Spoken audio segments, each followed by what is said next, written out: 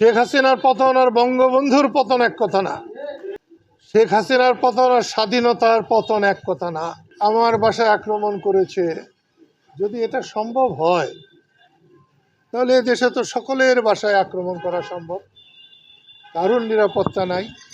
হ্যাঁ, এটা যদি পাকিস্তান হয়ে যেত, আমি পাকিস্তান ভেঙেছিলাম, তার জন্য আইনানুক আমার ফাঁসি হয়ে যেত, আমার এতে তো কোনো আপত্তি ছিল না, এখনো নাই। দেশে আইন শৃঙ্খলা নাই। আপনি তাকিয়ে দেখেন কতজন পুলিশ এসছে, ওই যে দেখছেন, কিন্তু যখন বাড়ি ভাঙছে তখন একজন পুলিশও ছিল না।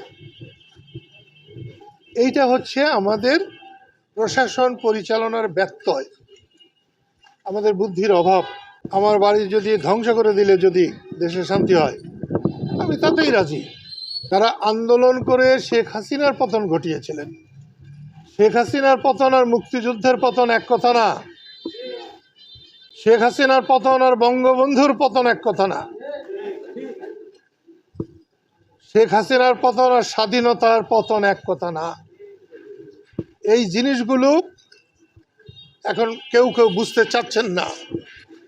আমি কালকেও বলেছি, আমার জ্বলন ওইখানে, যারা 24-এ বিজয়ী হয়েছে তারা যদি এখন এইভাবে ব্যর্থ হয়, ভবিষ্যতে যদি কেউ স্বৈরাচার হয়, তাদের বিরুদ্ধে রুখে দাঁড়াবার জন্য সাধারণ মানুষ এগিয়ে আসবে না, সেটা আমার ভয়। সেই জন্য তাদের সফল হওয়া উচিত ছিল, তারা সফল হলে ভালো করতেন।